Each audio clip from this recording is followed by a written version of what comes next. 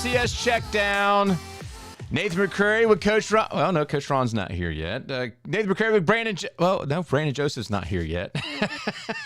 We're doing an early morning Tuesday Veterans Day broadcast here.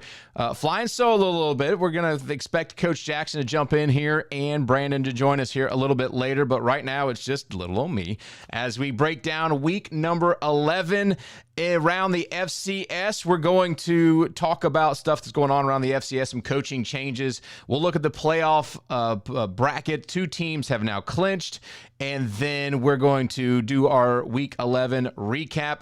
I think I can do it. I've been trying to do some graphics here, and we'll see how it goes. Thank you guys for tuning in. Again, I'm Nathan McCreary with FCS CheckDown, and we want to see your activity in the chat. Please like and subscribe to the channel if you don't mind. Steve McKenzie jumping in here early. Drake dropped the ball. Sela not who they thought they were. I got to be honest with you. We're going to talk about all that stuff. Steve. I promise you. Okay. First thing we're going to get to is Samford has fired Chris Hatcher. No surprise there. We wanted to get some of the Samford folks on and see what kind of head coach they want next. Brian Bohannon's out there. I know he wants to coach. He loves the area. He was very successful there at Samford. Chris Hatcher, former Valdosta State quarterback, national champion there at Valdosta State, was dismissed as Samford's head coach on Sunday after 11 seasons with the Bulldogs. The decision was made due to the team's declining performance, which have not met expectations. Yeah, I'd say so. Hatcher's final season was, abysmal, pretty much. The Bulldogs were 1-9 overall, and at the time of the announcement, they had lost every single game by 10 or more points. The offense showed significant regression, dropping from an average 32.7 points per game to just 15.9 points per game. So Chris Hatcher is out. The interim head coach is defensive coordinator Scott Sloan. So that may give you a sense of maybe where they're going to go for the next head coach, maybe a defensive-minded head coach. If you're a Samford fan, please let me know what you want to see if you would take a Brian Bohannon. He is going to be a run-first kind of coach, but super, super smart, well-liked, knows how to bring the community in. So it'd be interesting. There's other head coaching jobs out there. John Gross's name is actually being thrown around, being bantered around for some of these FCS jobs. John Gross goes the head coach there at Jacksonville State at some point, had great success there. Also, Mickey Mental, one of the best coaching names around. Mickey Mental has been dismissed at Weber State. He was fired on Monday. The move was due to the team's record decline and significant offensive struggles. He exits with an overall record of 13-20. He was promoted from offensive coordinator in 2022, while the team went 10-3 that year. Under his coaching tenure, slipped to 6-5 in 2023, 4-8 in 2024, now 3-7 this year. Associate head coach and offensive line coach Brent Myers has been appointed head coach. Colby Cluth. Mental is out there at Weber State. Kobe, if you know anything about Weber State and maybe what they may need, let me know. Let me know what you think as far as what they need as a head coach. That's a beautiful facility. They have great fan support out there. I mentioned I went out there with Kennesaw State's Ogden, Utah. And, it was just absolutely beautiful. And great stadium, great fan base. It should be an attractive head coaching job, maybe for a first-time head coach. Not real sure, but Mickey Mental out at Weber State, Chris Hatcher out at Samford. You're going to expect this. The third head coach, Southern fired their head coach earlier in the year. Expect some more head coaching changes to come. We shall see how that works. All right, just news around the FCS. And by the way, Kobe, thank you for checking in. Let's go with New Hampshire knocks off Monmouth. This was obviously the biggest shocker of the weekend, as it was a high-ranked team with its first loss of the season. New Hampshire 34-13 over Monmouth. The significance is Monmouth entered the game undefeated. The FCS opponent, ranked number 10, and unranked Wildcats controlled the game, delivered a convincing upset, ending Monmouth's chances at an undefeated season and complicated the automatic bid hopes. We'll talk more about that game game and get into that, break down that game a little bit later. Lamar upsets Southern Louisiana. The results are huge in the Southern Conference as Lamar's playoffs aspirations are now we're in the tank. Now they beat Sela. It's back on. Sela and Stephen F. Austin do not play, but I believe Lamar and Stephen F. Austin do play the final week of the season, so that's going to be interesting. We'll see how that plays out. And then South Dakota takes down South Dakota State. We can watch South Dakota State. They're really, really struggling. No surprise. In my opinion, South Dakota's not that great of a football team. South Dakota State they look like they're in trouble. They look like they're really, really in trouble. New coaching staff there, injuries. Yeah, it's going to be. I mean, they're still ranked really high, so we'll see how that pans out. It's a rivalry game there, and that's tough loss for South Dakota State. Is that their 4th loss in a row or something like that?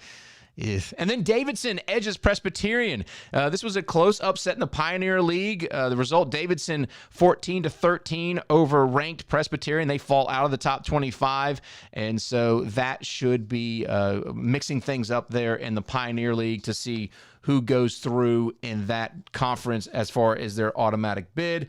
Conference championship race drama. Hey, you got the UAC. That's going to be interesting. ACU is in the driver's seat, so we'll see what happens there. Tarleton had a bye. They'll get back at it this week. New undefeated North Dakota State, Montana, Lehigh, Tennessee Tech, and Harvard all stay undefeated. Yeah. Steve McKenzie says, yeah, the Pioneer League is crazy. Yeah, it is crazy. We're going to talk more about that as we get into this thing. So, but let's go ahead and talk about the games here. I'm going to pull these graphics up one by one and see if this will work. And because it wasn't working just a second ago, and I've spent all this time on it, so I want to make sure it works. If I can get it to work, great. If not, I'm not going to sweat it, just to be honest with you. Okay, let me copy this, and here we go. Put that there, copy that there. Okay, it didn't work. All right, so what I'm going to do is I want to pull up this screen here, and it's going to show me and Coach Ron, who hopefully will join the show. FBS fan here, but I appreciate you guys doing covering FCS. Keep it going. Hey, thank you so much, Stephen Veit, checking in. Thank you so much, man. That's really, really cool. Here comes Brandon Joseph calling in. Let me get Brandon into the podcast here. Assign him guest number. Oops, a daisy. I assigned you the wrong guest, Brandon. And I'm going to put your name up here. Fix your camera. Oh, Lord. This has been a mess, Brandon. I'm trying. My graphics aren't working. It's pretty funny. It's pretty funny. We're going to get into our game previews here in just a second. Guys, thank you so much, Stephen, for checking in. Stephen McKenzie, rather, stepping in. And Kobe also. And make sure I spell your name right. I know okay, here we go. It is all going to be okay. It's all going to be okay. Brandon, how the heck are you, my man? No choice but to make it work. I tell you. What's funny is I got 3 screens here, and you try and manage. You still don't have enough room to move the things around, and I can get so you're not having to duck. Here, let me get your camera settled here. Yeah, I'm just trying to find different places to do this. Nothing. Yeah. Only one room is finished in the house. Legitimately, only one room is finished, and that's the children's playroom. So, well, that's all. That's most important. Yeah, everything else is just makeshift. So we're making shift. Yeah, so we just kind of went through the kind of headlines. Mickey Mental out at Weber State. Chris Hatcher out at of Sanford. So brighten you up here a little bit, Brandon. Just any thoughts on those coaching changes? Obviously necessary at Sanford. Yeah, you have all the resources of, there's good football in Alabama and there's good football in the nearby states. And the fact that you have not been able to put together a quality product on there, it was time for a change. I think, I think I saw a couple people tweet it out, and I forget who. Hatcher will go on to kind of like Chronic at Navy. He will, right. If you want to use a not so nice term, he will fail forward. He will be a better OC than he is a head coach, and he will go on, and somebody will hire him as a QB or an OC coach, and he'll be very successful. Just not running a program. Right. And I think a lot of people will forget about the failure at Sanford because of the success over at his next stop. As far as Weber State, I don't know what you expect Weber State to be. I think you, I equate it to almost like a college basketball program that has, a good run every 4 years because you have a bunch of guys that stick around. Yeah. That's kind of Weber State. They'll have good runs on a certain period, but everything else is building back up towards that good run. You may have 1 or 2 years where you have a window, and then the next 2 to 3 years are building up towards that window again. So I just think that's a tough place to succeed. It's a nice place. I mean, we've been up there to Ogden, but as far as the success, I think you're playing window. It's not a sustainable, I would say, program to be able to win consistently year in, year out. Yeah, and Coach Steve McKenzie says, how good is the Stanford job compared to other Southern Conference programs? You know what? I think Stanford's got a great culture. They got a great fan base. Their stadium, they put money into that stadium to upgrade it. I would say it's it's in the South. You're not having to worry about the weather all that much. The recruiting in Alabama, it can be tough, but you're surrounded by a lot of Florida and Georgia and North Carolina. I mean, they do bring some talent over there. So I think Stanford's a very attractive job, in my opinion. Yeah, I think Sanford is a lot like. Is it ever going to be Mercer? No, Mercer, because you have the ability to go within an hour and a half drive, and be amongst great high school players. Is Sanford that? Probably not. But Right. I mean, I don't see how they could be any different than UT Chattanooga. For Chattanooga, I mean, they touch Georgia. Tennessee has a couple of areas where there's real quality high school football. I should see that to be no different than in Homewood. I think they have the ability there to be on par with that at their peak, and that is a perennial playoff team. And we see it with West Georgia. You recruit your area well, and West Georgia has the advantage of being near the metro in Georgia. You recruit that area well, you can find success out of the gate, kind of like UTRGV. Yeah. They're recruiting Texas well. You're not getting the top kids. Just recruit your area well and get those next tier, contend for that second and third tier. And that's not a disrespectful thing, because I would say in the South, the third tier players are better than a lot of first tier players in other states in the nation. So I think that's just the failure there. It's just you can't go in there and just take it for granted. You have to grind and recruit like you're a top tier program to get these guys in there, because they have so many options. By the way, that is the story of the FCS, right? Especially with the NIL coming, that's the story of the FCS. Hey, very nice. Lyle jumping in. Found you guys a few weeks ago and have subscribed. You run a great and professional. Well, professional, we'll see about that.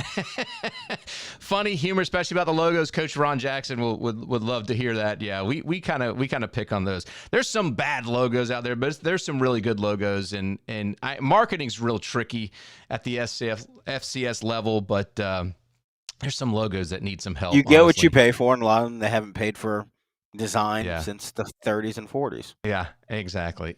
Lyle, thank you so much for checking in and subscribing. That does mean a lot to us here at the FCS Checkdown. So, Brandon, let's go ahead and get into the games from this past week.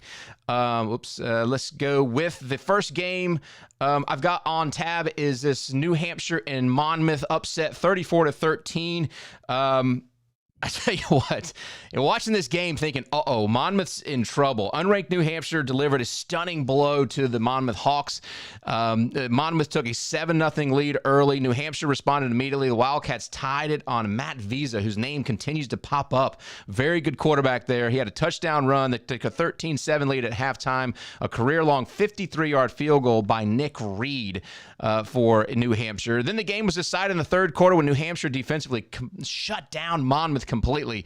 Their high-powered offense couldn't really get started. Following Miles Thomas' touchdown run that made it 20-13, New Hampshire's defense came up with a huge play. Jordan McAllister recorded a strip sack, leading to a quick score to extend the lead. New Hampshire's defense finished the day with 5 sacks, 3 forced turnovers, holding the Hawks to a season-low 13 points. Quarterback Mac Visa finished with 2 passing touchdowns, 1 rushing score, and the Wildcats controlled the clock, dominated the second half 34-13, and snapped Monmouth's 6-game win streak. Frankie Weaver, by the way, the quarterback who is filling in for Derek Robertson, 20 for 30, 233 yards, 2 touchdowns, 4 fumbles. Oh my. 2 of those were lost. He had negative 41 yards. I mean, he really got to hold on to the ball. UNH held Monmouth's Rodney Nelson also to 88 yards on 19 carries, 71 total yards on the ground for Monmouth. That's the story for me. UNH was able to stop Rodney Nelson in that run game. For me, and it's just outside that middle 8, that aggregate there at the end of the second, start of the third. New Hampshire outscored Monmouth 13-7. I mean, that's the ballgame right there.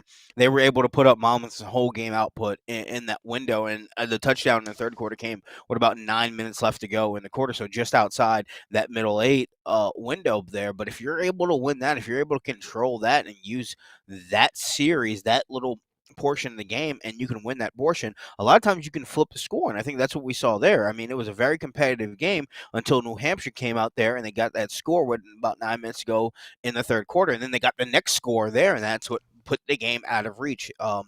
So it's just those little things in there, and for New Hampshire, a big win for those guys. I think, now kind of throws the CAA into a little bit of a pickle there. Does this game, put New Hampshire in the playoff picture? Does it necessarily put Monmouth now on the border there with a Maine and a William and Mary? It's how many teams do you think are going to get in there? Because Rhode Island's at the top. Villanovan's in full effect. I'm sure we're going to mention that in just a little bit. So that's 2 right off the gate, I think. If this is a 4-bid league, then I mean, maybe this loss doesn't hurt them as much, but I don't know if you're getting 4 in. I think you may, top out at 3, and now you have a tight window where there's 4 teams vying for that third spot. Yeah. But and the fall off to me still from what you see. I mean, right now, we'll talk about the top 25. You've got Lehigh and Rhode Island and UC Davis, these teams that have not looked particularly good. I mean, Lehigh's just the competition level is a huge question mark. So the fall off for what the CAA is, there's a huge question mark in my opinion. Just a huge question mark there for me. So, by the way, Lyle, let us know who you follow if you're a supporter for any team. We want to know. Defensive end, by the way, Jordan McAllister from South Orange, New Jersey, for New Hampshire, forced a career high 3 fumbles and 3.5 sacks, 5 team sacks there for the Wildcats. They really dominated that game. It was interesting. Another bit of a shocker here, Brandon, is Duquesne takes the loss to Long Island Sharks. It was LIU quarterback Ethan Greenwood with a strong performance. He accounted for 3 total touchdowns, 1 rushing, 2 passing touchdowns. The Shark extended their lead significantly in the third quarter, which included a 30-yard interception return for a touchdown by defensive back Trey Watkins to make the score 22-3. Duquesne attempted a late rally in the fourth with a touchdown and a 2-point conversion, but the deficit proved to be too large. LIU controlled the ball late to secure the victory. So now you've got the NEC kind of up in the air as well. Not many people paying attention to that, but it's kind of interesting how the NEC is up in the air. Another upset there. This one was not an upset. Tennessee Tech was expected to win, and they knocked off Eastern Illinois. The number 5 team in the country, the Golden Eagles, defeated the Panthers 21-9. Tennessee Tech's defense was the star of the show, holding EIU's offense in check most of the game after the Golden Eagles jump out to a 14-0 lead in the first quarter with a rushing touchdown and a 48-yard receiving score. EIU managed only a field goal until late final minutes in the fourth, and the game was sealed. The fourth quarter, TTU's Theron Gaines scooped up a fumble and returned it 10 yards for a defensive touchdown and improves Tennessee Tech's undefeated record to 10-0. Kiko Vesperis, 17 for 23, 151 yards and 1 touchdown, 1 interception. Tennessee Tech is one of those teams, Brandon, I think strength of schedule is a question, but they're up there with the big boys now, and you're going to likely see them have to face some real competition early in the playoffs.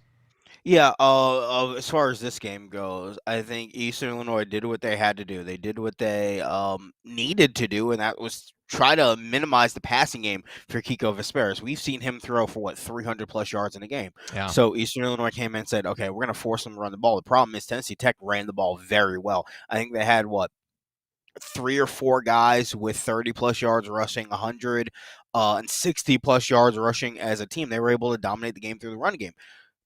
This is where the problem is. You took away the passing game and you forced them to run the ball. They ran the ball effectively. That also minimized how much possession you got, because naturally, when you run the ball a lot, you kill a lot of clock. So Right. I think Eastern Illinois, they made their bed and then they had to lie in it. And I think that was the biggest thing for them, is they had to play catch up, and they fell behind so early in the game, and it's just the recipe was not there for them.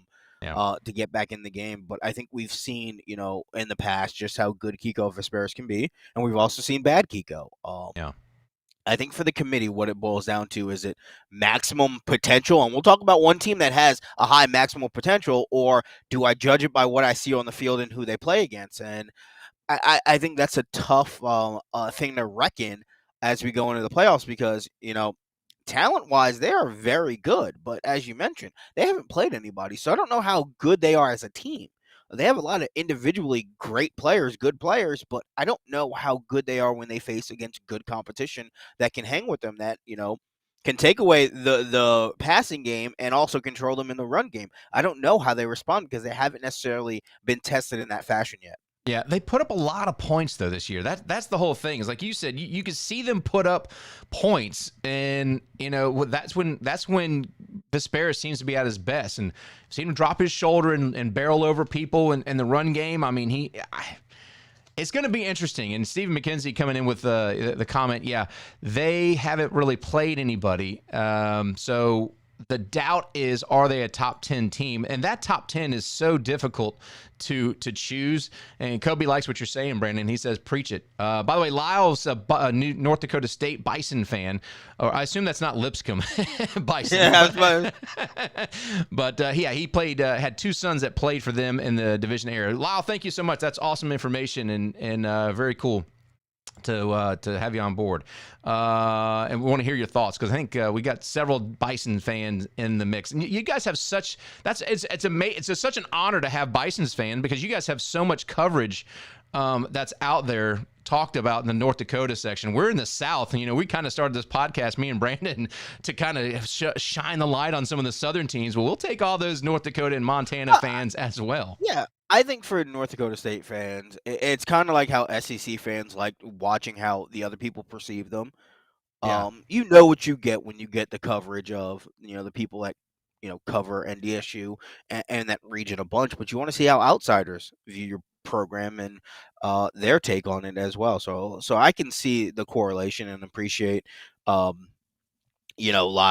coming and listening and, share it with your friends. Absolutely. Please do. Please do. All right. We only have one like in the mix. So if you guys can jump in there and like on the YouTube side, that'd be awesome. Again, subscribe. It does help us out a good bit. Really do appreciate it. Austin jumping in with Axon. We're going to talk about Stephen F. Austin here a little bit. So let's go ahead and talk about that game you mentioned earlier, Brandon. Villanova and Towson. Villanova, number 10 team in the country, defeated Towson 28-10 thanks to a historic performance by running back Jabril Mace. Brandon, you ready for this? Take notes. Mace, new Villanova single game rushing record, 291 yards on the ground. All 4 of the Wildcats scores belong to Mace. The game was tight for 3 quarters, with Villanova clinging to that 14-10 lead early in the 4th. However, Mace broke the game open with an 82-yard touchdown run with just over 4 minutes left, and then sealed the win in the final score later, scoring the Wildcats' 6th straight victory. Towson had 287 yards of offense, 4 yards less than Mace individually. To Villanova with a big win there in the CAA.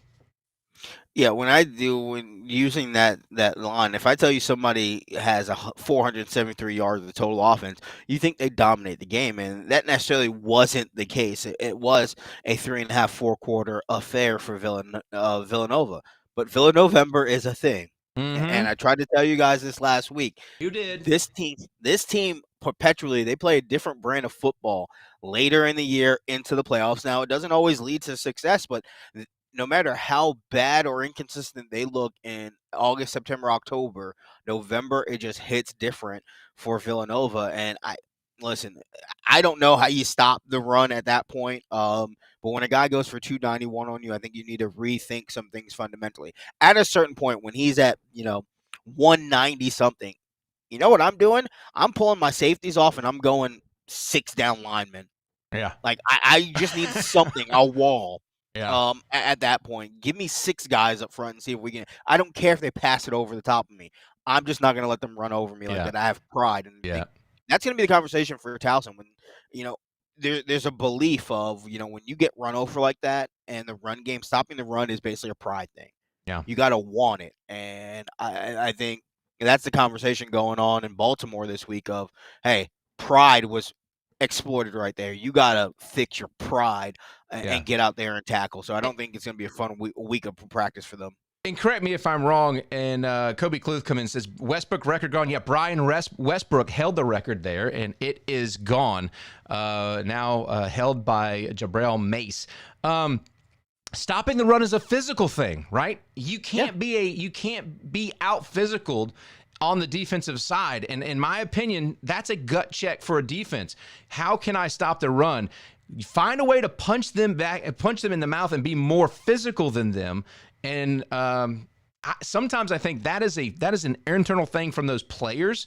Coaches can draw it out of the players, but it's got to be, like you said, that pride thing. Go punch them back. Find a way to really, really knock the crap out of them. Make somebody hold you. Exactly. Like, make them hold you. Do something to make the offensive lineman hold you. That's a win too. You don't have to necessarily get in the backfield and tackle them for a loss, but you know what also stops a big run play? Getting a holding play, because you're fighting, you're working, you're making that offensive lineman have to adjust to you making a move. I think it's just a bad look for Towson right now. Yeah. It's tough. It's tough. And I picked Towson. Like, that's all right. You didn't know about Villanova. You told me. You freaking told me. All right, here we go. It's the Redbirds with a big win at Indiana State. The celebration for Indiana State was short-lived as Illinois State came in as the number 17 team in the country and dominated Indiana State. The Sycamores, they look good. The uniforms look good. I'm a big fan of what the Sycamores are doing as far as uniforms go.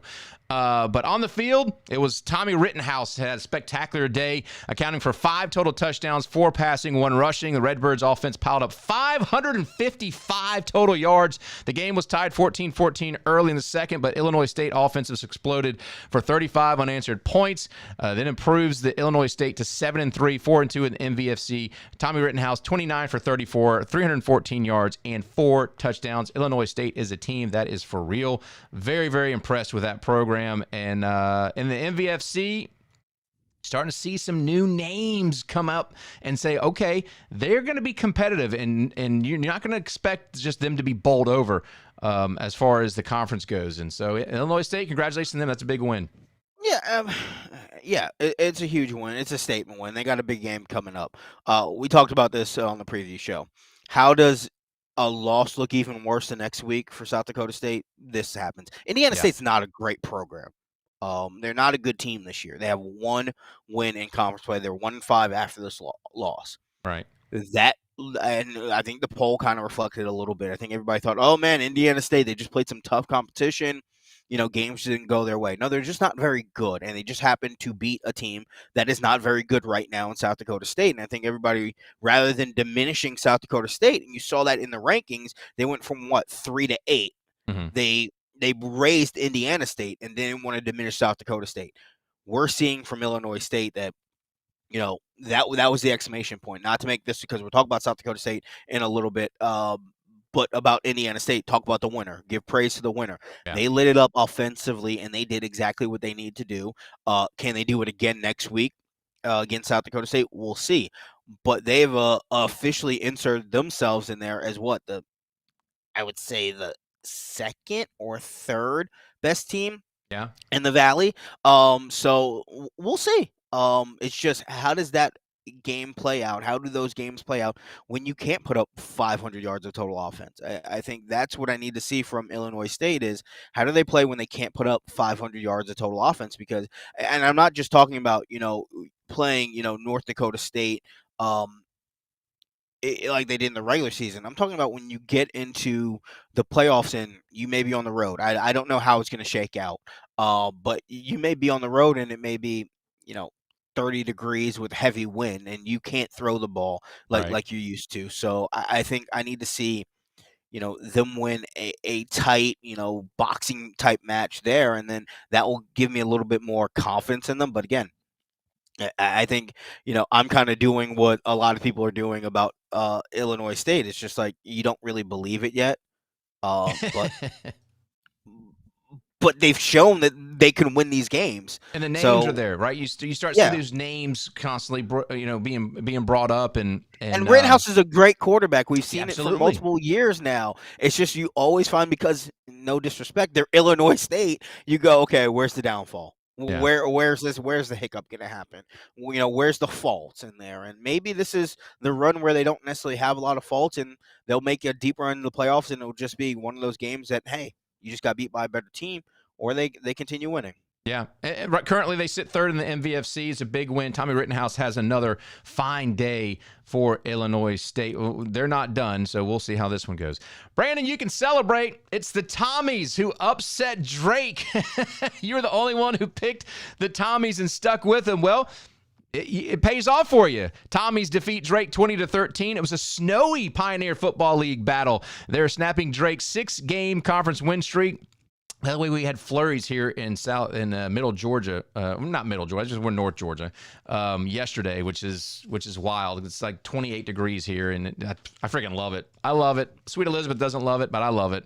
The Tommies took the lead on a fake field goal, and the first quarter went on to, I think that maybe a play you called in, Brandon. Yeah. The old 52 skidoo.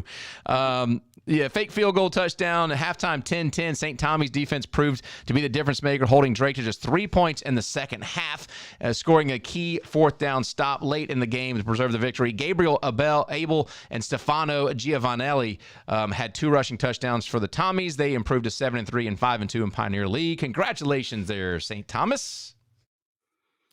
That loss to Butler. If they don't lose Yeah. to Butler, they're in position to make their first ever playoffs. I mean, Yeah. this is a team that was robbed of the playoffs their first year moving up. They were by far the best team in the Pioneer League, should have been in the playoffs. I don't get how you penalize a team for moving up. I understand if they move down, you go, hey, you can't make the playoffs right out off the bat because you're coming from a higher classification. You're moving up. You're supposed to get your behind kicked. I will fly that flag for forever. If you move up, you should be able, as quickly as you are eligible, to get into the playoffs or a bowl game, go play. But they have a path. Drake has to lose one more time, and they're in there. But for St. Thomas, this is what they do. They love these close games, and this is where they make their hay. They've blown out a lot of teams, but they're actually really good over their course in the FCS level in these close one-score games. And I credit to that coaching staff and their resolve there.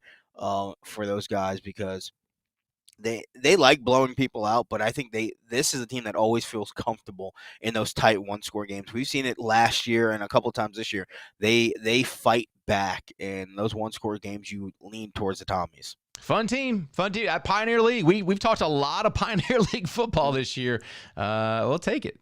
It's good football. I mean, I would say they could give us stuff, but they don't even give their kids scholarships. So that's right. What are we asking for? Exactly. Can't give anything. Hey, this was just an interesting matchup. We had Chris Reisert of Gardner-Webb's, the head coach, on the show previously. This is a big win for this football program. The Running Bulldogs edged out SEMO with a final score 27-24. Gardner-Webb's defense played the key part in the victory, recording a program 11 sacks against SEMO. Quarterback Cole Pennington led the Running Bulldogs, accounting for 2 first-quarter touchdowns, 1 rushing, 1 passing, giving them a 14-7 lead. Gardner-Webb built on that lead 27-17 late. SEMO mounted a furious comeback, scoring a touchdown with 19 seconds left and made a 3-point game, but the ensuing onside kick failed, and Gardner-Webb with the win. Just a good win there for a program that I think's up and coming for Gardner-Webb. We don't have to spend a whole lot of time on it, but it's just another team I think that's up and coming, and it'll be interesting to see how the OVC and the Big South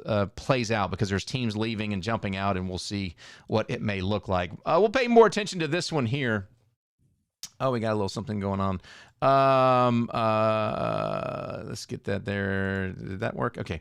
Yeah, Rhode Island and Elon, the number 10 Roadies defeated Elon 34-20 rather, taking firm control of the CAA football title race. Devin Farrell led the way with the Rams, accounting for 3 touchdowns, 2 passing, 1 rushing, and throwing over 300 yards. URI dominated the first half, 24 unanswered points, scoring a commanding lead. Elon did have a comeback, cut the deficit to 10 points in the third quarter on a 70-yard punt return by DJ James Hamilton, but Rhode Island, their offense quickly answered with a fourth quarter touchdown. Devin Farrell, 24 for 30, 309 yards, 2 touchdowns. I'm not high on Rhode Island, but that's a pretty good win against Tony Trisciani, the football team there in the CAA, and gives Rhode Island now that they got Monmouth to take a loss. That's exactly what they needed. Yeah, that gives them full control of getting the automatic bid. For Rhode Island, just boils down to the rushing game. If you take a look, sack yards removed or negative yards removed for Rhode Island, they dominated the rushing game. It was 165-43. You don't win that game if you can't run the ball. Especially as it gets colder, and it kind of boils down to one of the early games we talked about with Villanova. You run the ball, you control the game, and you control the clock. And I think for Elon, we kind of talked about it in the previous show. It's a tough place to go into and play, and Rhode Island did everything they need to do. They dominated that second quarter and effectively took Elon out of the game and forced them to come from behind. It's how many times you have to say it? The second and third quarters are the most important quarters of a football game. And, just let me pull up the stats super quick. For Rhode Island, that middle eight, let's talk about that middle eight again. Just outside of it, they score a touchdown, make it 24-3, get a field goal. So it was a net 3 for them in that period of time. But again, you established the lead early, you got out there early, and Elon couldn't do anything to come back. Yeah, and that's what you do. Defense stepping up, scoring late touchdowns, never take your foot off the gas. That's exactly what looked like the Roadies were able to do to Elon. And again, undefeated in the conference. That's exactly where they want to be. That's a big time. It's going to be fun. And URI Maine next week should be an interesting one because Maine did pick up a win. We'll talk. We don't highlight that game, but it's in one of our bundles. So, all right, let's talk about this one. There in North Dakota, it was NDSU versus North Dakota, and North Dakota State struggled a little bit, but they did pick up the win 15-10. It was, of course, Cole Payton.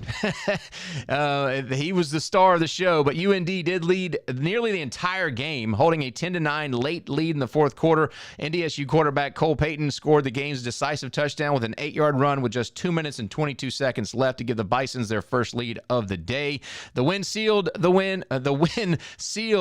NDSU's automatic qualifying bid for the MVFC, and their defense sealed the win with an interception on the 1-yard line with 11 seconds remaining, preserving that narrow victory. North Dakota State, Jerry Kamansky, by the way, was 27 for 38, 170 yards. He did have 3 interceptions, and you got to clean that up. If you're playing a team like North Dakota State, you can't turn the ball over, and this one was North Dakota State's to lose, and they almost did it. We talked about what this would do. If it spun up the MVFC with a North Dakota win, they just couldn't find it, Brandon. NDSU continues to roll, and this maybe showed some vulnerability a little bit from NDSU, but they picked up the win on the road. It's always tough. It is for North Dakota. I mean, the proof is in the pudding. Second quarter, missed field goal, and then turnover on downs there. I mean, you're squandering possession. I know that turnover on downs came, with under a minute to go in the first half. But then, conversely, the interceptions, where did they come? Third quarter on your own 25-yard line resulted in a field goal. Throw another interception there. You're in NDSU territory at their 36. NDSU doesn't get points off it, but you just think about the points that you gave up there. And then you mentioned the interception to end the ball game. For North Dakota, it was all there for them. Every opportunity there, and it was execution on the field, then I would say execution on the sideline. That's where the failure came for North Dakota. I think, and we've seen this before. If you follow the FBS, if you're a fan of, let's say, the SEC, you've seen really good programs have really tough days offensively. But what makes them elite is when the offense is struggling, the defense will bail them out. And that's exactly what North Dakota State did. That's why they are a complete team.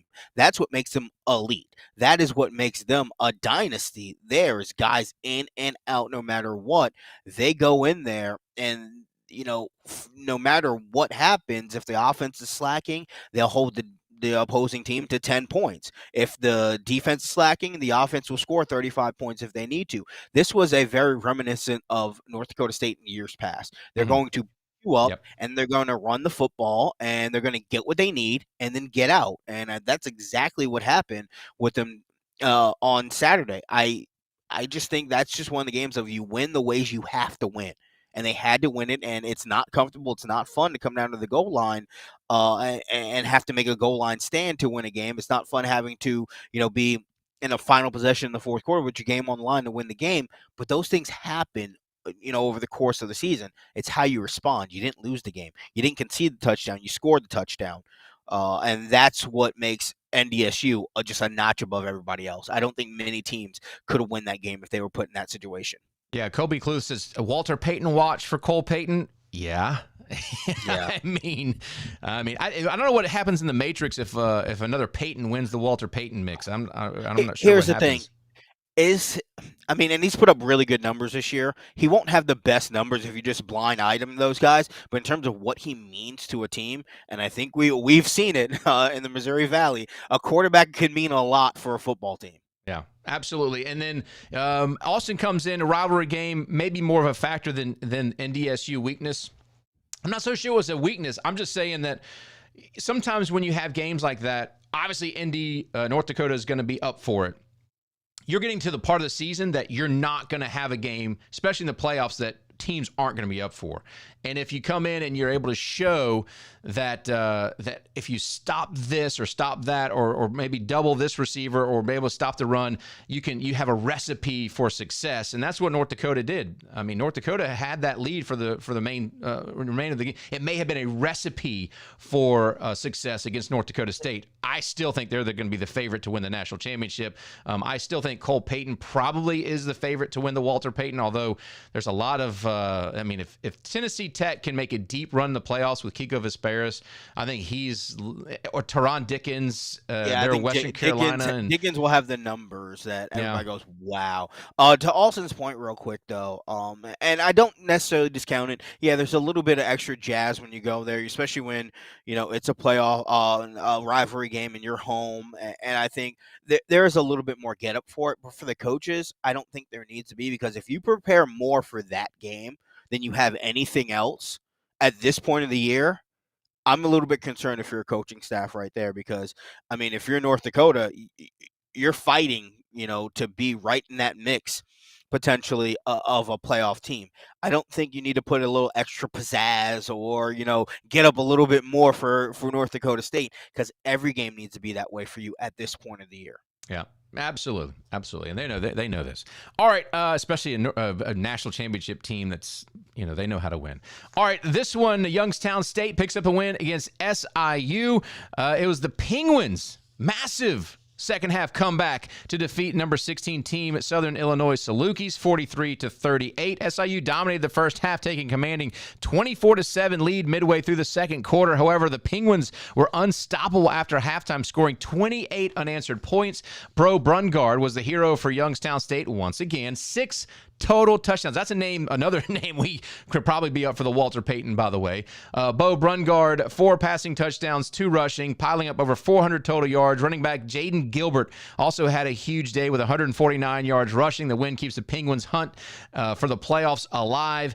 SIU quarterback DJ Williams, 23 for 42, 361 yards, 3 touchdowns. Talk about a comeback player of the year after being out all last year. I know it's in a loss, but DJ Williams is a special talent there for SIU. But it is Youngstown State's day. They pick up the win, Brandon. That's another big win for Youngstown State. And yeah, they are alive in the playoffs. If you take a look at the standings in the MVFC, it's North Dakota State at 7-0, South Dakota I don't rate them all that much, but they're 5-2. Illinois State 4-2. North Dakota 4-2. South Dakota State 3-3. Youngstown State 3-3. Although they're 4-1 at home, and overall they're 6-4. Southern Illinois 3-3, and then Indiana State, UNI, and Murray State the rest. But how many teams are you going to get out of the MVFC? They're starting to cannibalize themselves at this point, and because nobody has clear separation. No matter what, I can't put 6-7 teams in there. So if everybody's starting to eat each other alive there, I'm going to have to go with 3 or 4. But for Youngstown, what a response in the second half. I think, I don't want to say Southern, they came there 10-point lead to start the third quarter, but I don't know what you're doing. I don't know if you decided to play prevent to start the third quarter, but you gave up huge plays, and I think that's what boiled down to a comeback. What's the recipe for a comeback in that scenario? You need chunk plays, 40-yard touchdown run, 40-yard completion to move the ball down the field. The Penguins were able to get a lot of yards in a short amount of time. Then Southern Illinois had some very untimely penalties. I think in one sequence they gave up 26 yards, and right after that a 10-yard penalty. That's 36 yards in between 2 snaps of the game. That's huge there. That's I don't have to be a mathematician to tell you that's almost half the field there, but that's how a comeback happens. And if you're Southern Illinois, that's more damning. I think that's what you worry about there, and you go, okay, we had 10-point lead at half, and we lose by 10. That's a huge swing to even lose by. Yeah. With a 10-point advantage at the half. So I think there's some soul searching going on for the Salukis, but for Youngstown, that's a team that shows that they have firepower and they can do it in various different ways. And when you're trailing like they were, they didn't abandon the run game too. And then, I mean, that's a bold choice there to come out there and still say, you know what, we're a team that's going to run the ball, and we trust that if we're going to run the ball, we can get chunk plays, and they were able to do it. Yeah, and Bo Brungard is fantastic. Youngstown State's a good and dangerous team, says Lyle. Not only are they a dangerous team, but at home, that their crowd, their fan base is one of the best in the FCS. Their fan base is fantastic. They make it very difficult. And yeah, Bo knows that he is fantastic. And to your point, Brandon, not only can he open up the game because he can run the football with his own self, he can scramble. That opens up the passing game. But also handing it off to another teammate, it really complicates things for the defense. If they get started, they're very, very dangerous. So watch out for Youngstown State if they get in the playoffs. That's a huge if. Yeah. Sitting at 3-3, 6-4 overall, you're not going to host a playoff game either at that rate. So, going to be interesting to watch the Penguins and see if they can sneak their way in the playoffs. How about this one, Brandon? You want to talk about some numbers? Mercer picks up a 2-point win over Western Carolina. It was the number 10 Mercer Bears. Number 24, Catamounts, 49-47 was the final in an instant classic high-scoring Southern Conference shootout to clinch at least the share of the Southern Conference title, and Mercer has clinched the automatic FCS playoff bid. A Western Carolina quarterback, however, Teron Dickens, was phenomenal, setting a conference record for 7 touchdown passes, 551 yards. Give him the helmet stickers already. You got it, Teron Dickens. And a loss, 7 touchdown passes, 551 yards. What? However, Mercer was powered by the young freshman Jerry White Rice nominee, Braden Atkinson. He had 443 yards with 3 touchdowns and 3 rushing touchdowns by C.J. Miller. Western Carolina took a 1-point lead late in the fourth. Mercer kicked a go-ahead 37-yard field goal with 1:30 left. The win seals the Catamounts. The win was sealed when the Catamounts missed a 33-yard field goal as time expired. And what a game. Mercer is going to the playoffs. They are to the other team. North Dakota State is an automatic qualifier. Mercer now an automatic qualifier. If you haven't seen John Gruden's most recent box unveiling, it's a Mercer Bear box, and it's pretty cool. And he talks about getting a speeding ticket there in Macon. Of course, sweet Elizabeth's whole family is from Macon, and they went to the Mercer. So happy for them. Big win on the road in Cullowhee. I try to stay out of other people's wallets, but I don't think either defensive coordinator should get paid for the Yeah. Not trying to worry about your paycheck, but I don't think you earned it this past week. What more? That was old school, Big 12 type football game, defense Yeah. optional, and no matter what you did, you could have told like Teron Dickens and Braden Atkinson went to the line of scrimmage and said, "Hey, this is the sequence of plays we're going to run." The defense weren't going to stop it anyway. Mm-hmm. A loss still counts as a loss, but this is a game I think, if you look at more than just the end result in the box score, this should not hurt Western Carolina in the grand scheme of things. Mercer clinches at least a share and gets in the playoffs. I think Western Carolina, I mean, that game beats what I would say all but 3 schools potentially. I don't think you put up that type of offense against North Dakota State. You lose that game to Mercer, but that offensive output, now that defensive output could get you beat by anybody Yeah. on any given week. But Dickens is a very special player. But credit to Mercer. I mean, they were able to hold serve. They knew what this game was going to have to be. They were going to have to get creative, and they weren't going to hold them to 28 points. They knew that this was going to have to be a shootout, and they figured they were going to have to put up points to win the game. But I'm shocked that Mercer was able to do it. Honestly, I did not necessarily think Mercer had this in them, given just the whole environment. You have a young quarterback in there. Credit to him for that full resolve, and if he continues on that path, Mercer could. Well, if he stays at Mercer could have themselves a very good elite quarterback at the FCS level in a year or two there. But Dickens, just an amazing performance for him as well. And it's just, you hate to see one of those teams lose the game. And the thing is that they've both been doing it all season long. You know what I'm saying? To multiple teams. So fascinating win, great win for Mercer. They're automatic qualifier, a dangerous team with a quarterback now and a defense that's very, very strong. It'll be interesting to see them play some of those teams from the Midwest and see how they go. All right, Brandon, this was an absolute heartbreaker. 24-29. Montana holds on to win. Check this out, Brandon. This is the final play. Eastern Washington, courtesy of Big Sky Conference, Eastern Washington at the 5-yard line with 9 seconds left need to spike the ball. Here we go. Here we go. Up. Wait for it. He fumbles it, Brandon. Game over. The clock continues to run, and oh, you know what? I didn't hit the publish button. Dang it. Let's go again. All right, so here we go. I'm such an idiot. All right, so here we go. This is a courtesy of the Big Sky Conference. From the 5-yard line. Oh, it's not going to play. All right, so he has to spike it, right? And he fumbles the football. And there you go.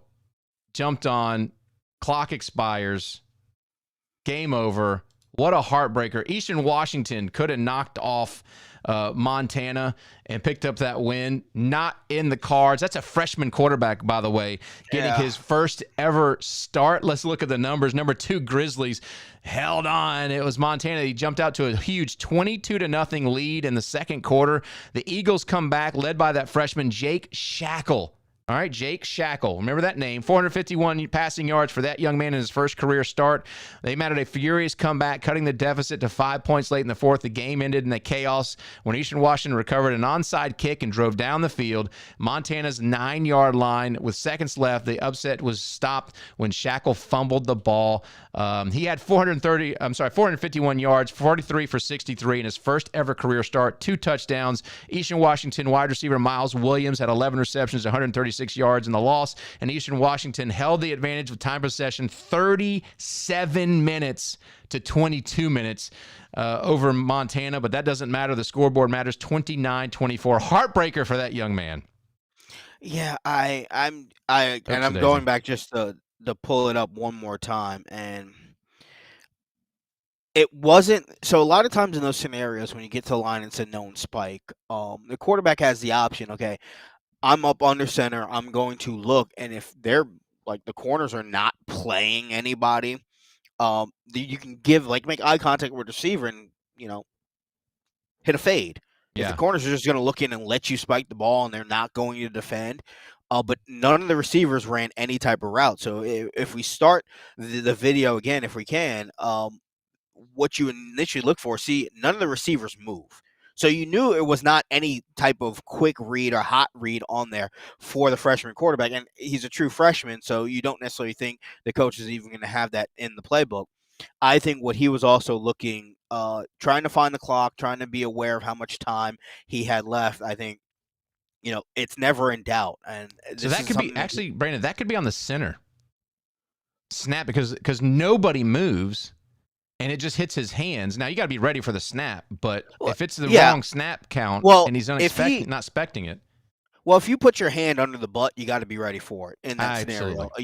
Time is of the essence. And it's not one of those things necessarily where anybody needs to move on the offensive line either. It's literally snap, pull the ball back, and go. So I don't know what the sequence is, and it could have been the center was maybe expecting something there. Who knows if Montana may have said something at the line of scrimmage, kind of insinuated the quarterback, a disconcerting signal, which teams do, and the referee is supposed to call it in that scenario there. But a freshman quarterback there as well, he could have been trying to look at the clock, could have been a miscommunication with the center there, but just an unfortunate recipe there. But the thing that boggles me is if your hand's under center, how does that ball get so far away? I don't know. Normally, you could see a bad snap and just down and fall on it, and even then, the clock would have expired anyway. But yeah, it's just a total recipe of disaster hit.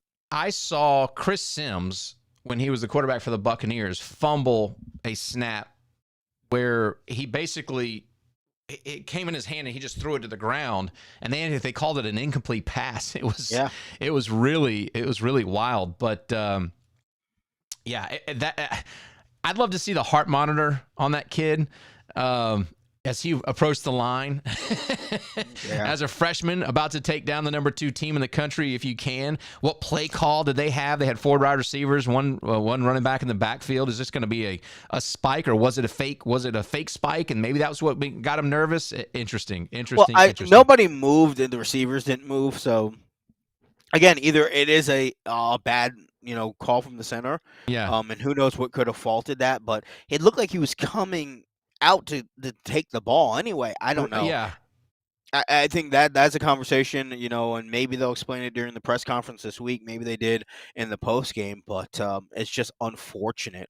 There's no other way to put it. It's unfortunate. That was the total. And who knows? They could have spiked the ball in the next play. They get one shot at the end zone. Could have fell incomplete. He could have got sacked. You don't know if that was going to guarantee them the victory. Yeah. But if you're a fan of Eastern Washington, you wanted them to have a shot at least. Yeah, and they did. So congratulations. By the way, coming back from a 22-point deficit, and then to end it that way, heartbreaking. But that is football.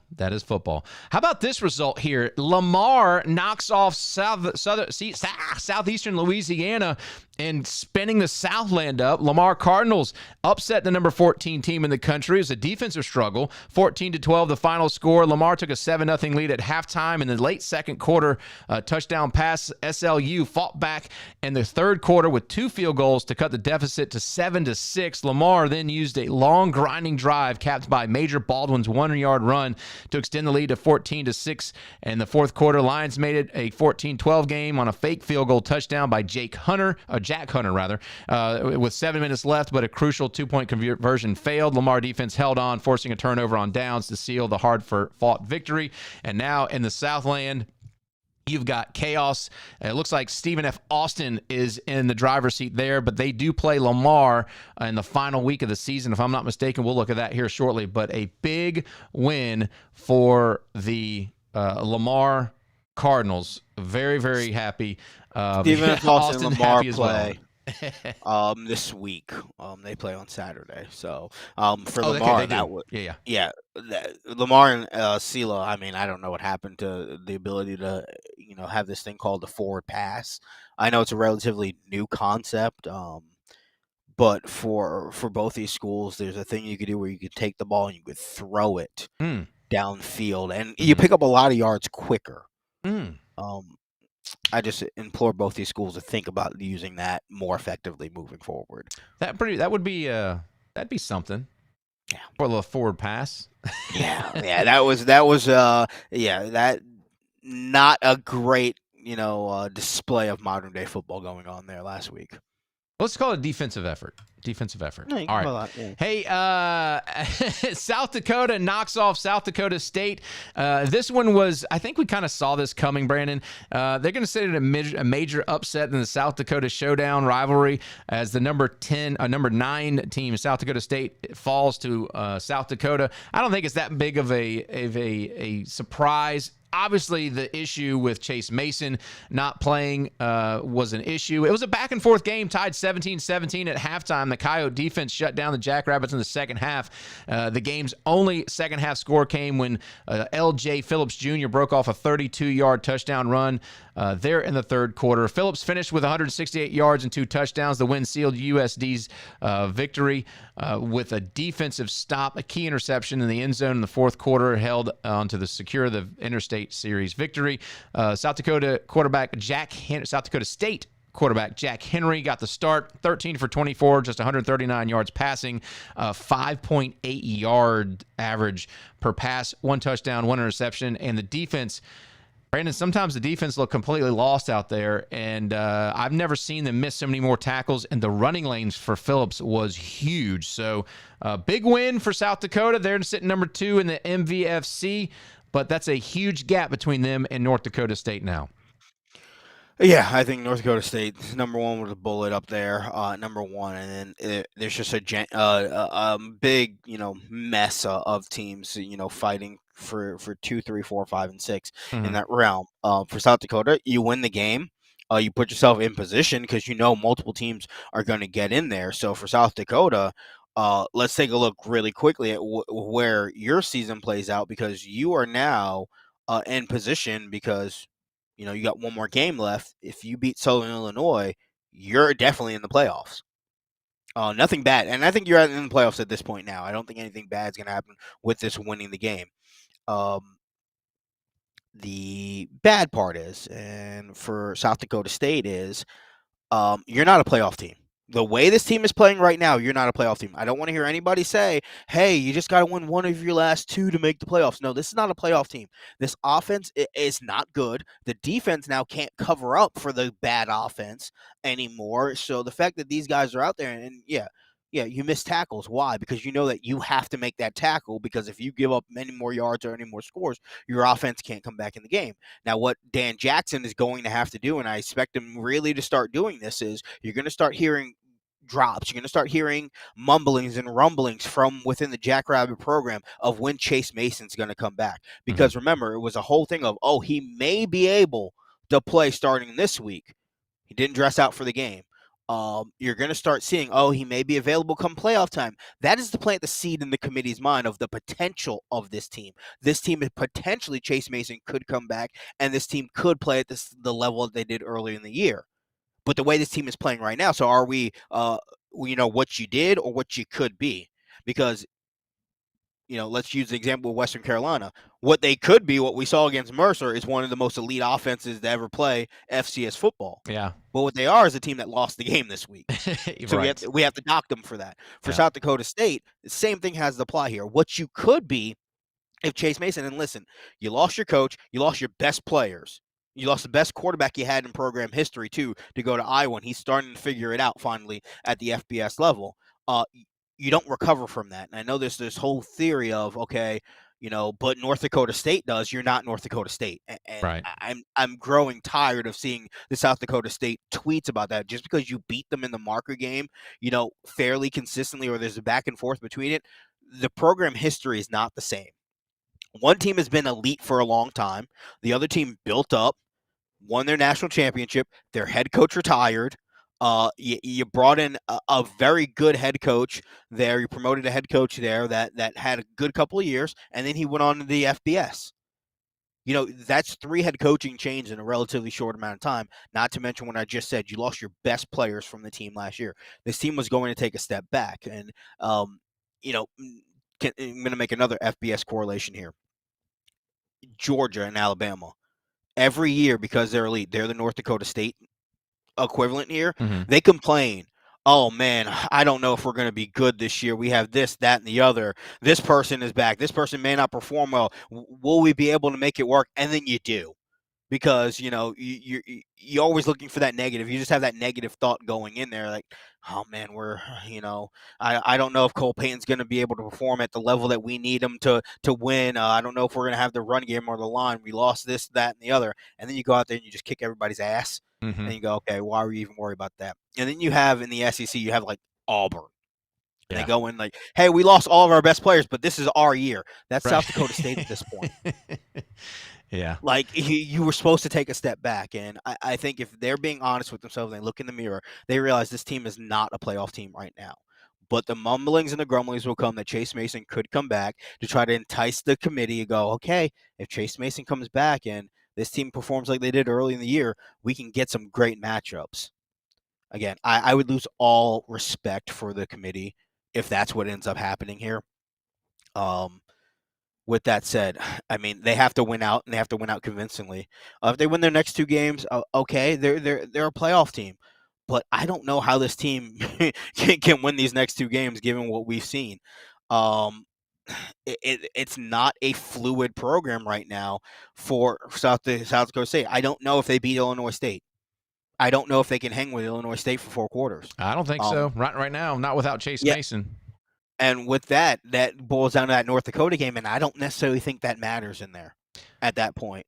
Just real quick, by the way, Austin says that South Dakota State can no longer call themselves the Jacks. I agree with you as long as you go the other way. When South Dakota State was high and then SFA was down, and then y'all can't say the Jacks. But you got to be careful what you wish for.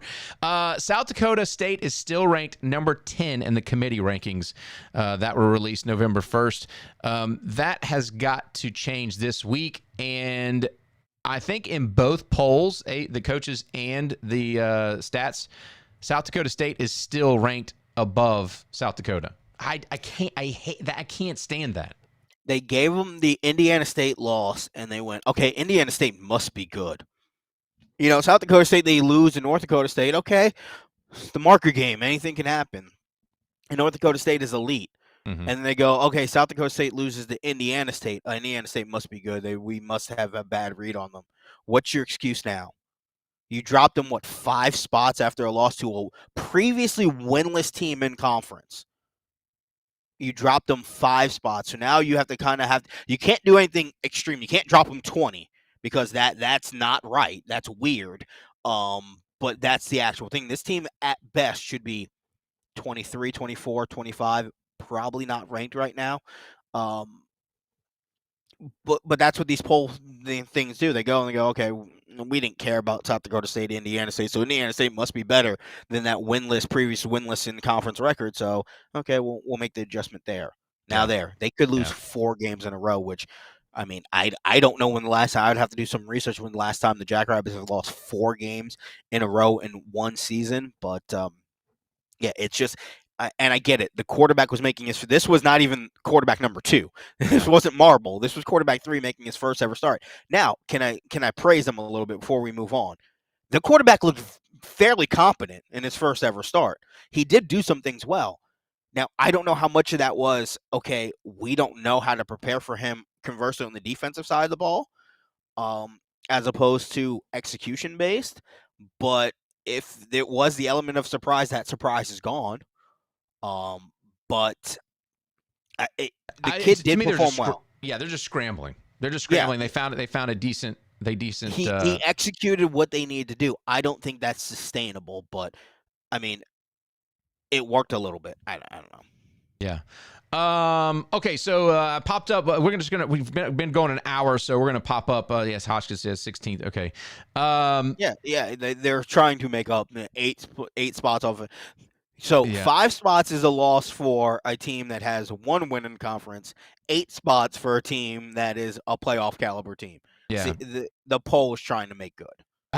Stephen Hotchkiss said South Dakota State was 16. I assume South Dakota is below them because in the coaches poll, South Dakota State's 15. South Dakota is 22nd. But Anyway, we'll talk about that more.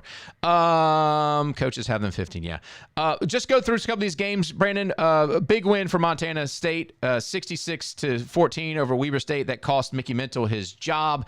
Then you have Austin Peay picking up a good win, hard fought over Central Arkansas, 41-38. They jump back into the top 25. And then I thought this was a little bit of surprise how strong UC Davis looked against Idaho in the Kibbe Dome, 28-14 in that game. Pretty interesting stuff there for those teams. As we go into this next coming week, the top 25, by the way, has been going up there. The teams in red are the ones who dropped. Presbyterian drops out of the top 25. Upcoming games this weekend, we'll produce some preview. We'll have a preview game. It's been a little bit weird this week. And so what we've got is Montana at Portland State. No, I'm sorry. That's the following week. Tennessee Tech, Eastern Illinois. And let's see what other games we have. Drake and St. Thomas play this weekend. Friday night, it appears. Drake and St. Thomas played last week. Oh, is that right? Oh, yeah, I had that wrong. Sorry. What week are we in? Okay, so Montana's in Portland State. Sorry, that's my bad. Montana State and Portland State play. Tennessee Tech at Kentucky this week. A couple of fans in the chat said they're looking forward to seeing that. I'm not so sure I am. You don't want to get anyone injured. I don't know if I'd start Kiko Spears. Well, Kentucky's bad. I think that's what they're getting. Kentucky's really bad. Yeah, I know. They're horrible. They will beat Tennessee Tech, but Kentucky's bad. Maine and Rhode Island play this weekend. Monmouth, NC-A&T. Harvard and Penn is this week as well. Duquesne and Central Connecticut, that may be the deciding factor there in the NEC. Lehigh and Lafayette is next week. Lafayette and Richmond is this week, however. Drake and Dayton is this week. Lamar and Stephen F. Austin this week. Abilene Christian is EKU, which is always a tough game. And Tarleton has North Alabama. Expect them to win there in the conference wrap-up, Brandon. So but we'll highlight a couple of those games. And you guys have, exactly right, SFA and Lamar for that Southland Conference title. Should be a good one. Absolutely good stuff there from the chat. Austin, thank you so much for checking in. Kobe, Steven, we had Lyles checking in as well. And real fired up with the chat. You guys have been awesome once again. Steve McKenzie jumped in early. And we had another one that jumped in, Brandon, I think just as you jumped in. He's an FBS fan, Stephen Veit, V-I-T-T-E. Looks like an Ohio Bobcats fan. He's an FBS fan, but he enjoys the podcast. So thank you for checking in, Stephen. Really, really appreciate it. But that's it. We're going to wrap this show up. Brandon, thank you so much. Coach Jackson couldn't join us. He had a family issue. Just thoughts and prayers to go out to him because of life stuff happening, and couldn't join us today. But final thoughts here on week 11, Brandon. Yeah, we're getting close to money games. These games mean just a little bit more coming up, but I think we're starting to get a little bit clearer of a picture, at least, in some conferences locking up titles. But I think, the cluster bumps of some of these other conferences, the committee has a really tough job coming up, just based on there's not a lot of separation between the mid gaps in a lot of these conferences. So they have to fill out a bracket, and it's not going to be easy, but hopefully they get it right. Yeah, absolutely. Austin's fired up against this about this Lamar game, and he should be. SFA, we love Coach Carthel. Has been one of our favorite guests we've had on the show, and it's great to see them back in the mix. And I'll be rooting for SFA. I like Pete Rosamondo, what he's doing there. I appreciate the fact that he had to rebuild that program from scratch, but I think it's Stephen F. Austin's to lose. So thank you guys so much for the chat. Austin wanted a recap of the SFA game. They kicked Houston Christians behind. Yeah.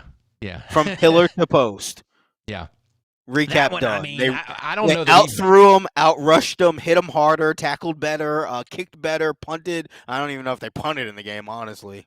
Yeah, I tell you what, I don't know that we had a Houston Christian or Northwestern State highlight this week. I mean, this season so far, but maybe in the future.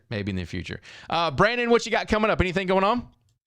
No, I think I'm gonna chill finally and paint. Yeah. Okay. knee deep in primer and paint. Well, tell me if you need help, and I'll have Sweet Elizabeth come over and help you out. Yeah. Anybody want to make the drive out to help me paint? All right, guys. Thank you guys so much in the chat. We really do appreciate it. Remember to like and subscribe to the show. It does help. We've had a great interaction with the chat once again.